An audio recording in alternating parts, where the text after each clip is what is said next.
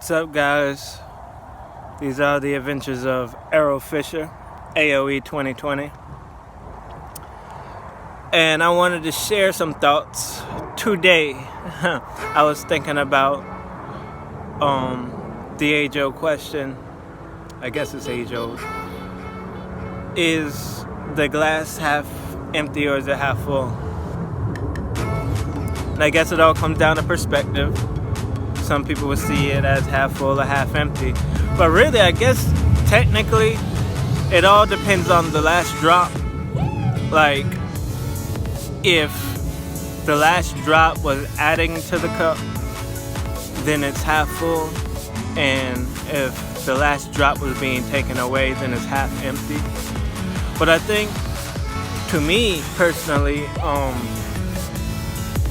what matters most is that there's still at least something in the cup, and as long as that there's something in the cup,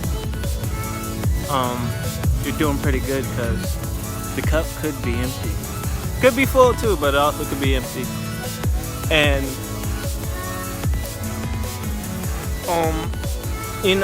I understand a lot of people are realists, but I don't believe that being a realist has to compromise your optimism, because I'm a realist, but I'm also an optimist because,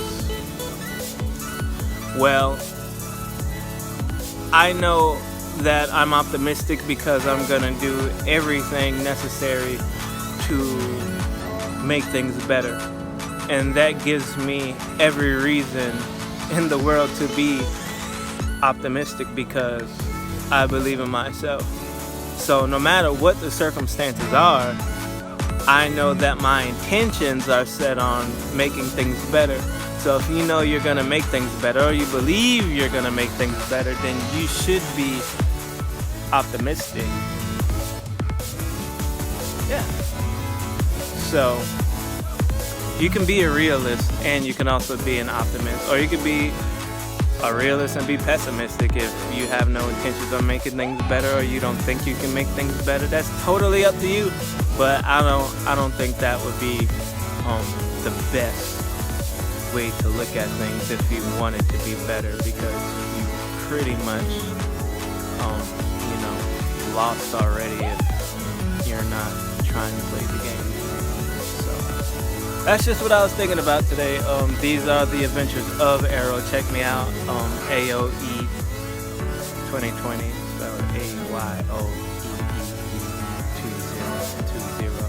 2020. Check me out, you guys. Have a great day. So, peace.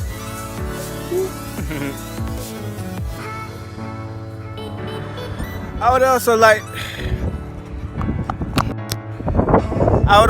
to share a little something else with you guys. When I talk about having intentions to make things better and being an optimist, I'm not just speaking out of my ass.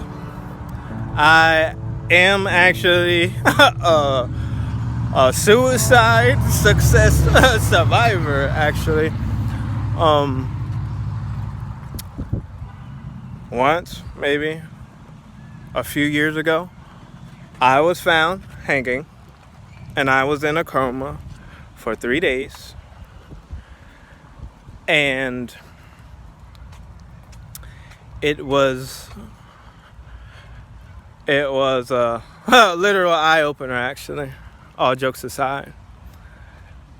And I actually have a best friend, my childhood friend. He was like, man, what is wrong with you? Why would you even do something like that? And it turns out 2 years later, he was even more successful doing it, because he used a gun. And I think about that often, and the impact was just very devastating. So I would like to tell you that even when you think you're alone, you're never alone. And things could always get better if you want it to be better. And you should always want to make it better, because once you get to that point, this is what I learned. Once you get to that point of fearing death, I'm sorry, of not fearing death. Once you get to that point of not fearing death, then why would you fear to live?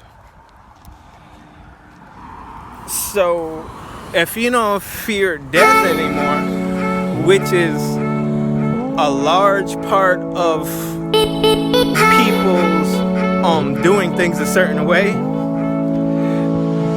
of not doing things that they really want to do because of so much fear of consequences and repercussions that will happen in their life. But if you're at the end and you're like, well, fuck life, well, you should at least try all the things that you feared before before you actually break that commitment to the great unknown. Great unknown, come on, but so stay and play. You can at least make the best of it. If you don't give a fuck about living anymore or the consequences that you're gonna suffer because you know that you're ready to die, you might as well knock some stuff off the bucket list. And you might find out you had reason to be an optimist all along because things just got better, you know? So I'm not just talking out of my ass when I talk about being an optimist and a realist at the same time. I'm asking you to stay and play. You're tired of the work, and if you do all that, you still want to die, that's your prerogative. That'll be your prerogative.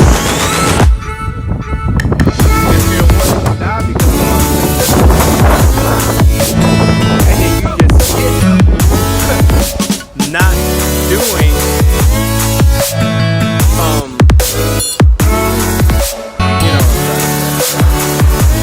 if you just skip over facing those fears and just going through with everything that you were always scared to do, and you go straight to death, then you really just missed out because you already lost your fear to die.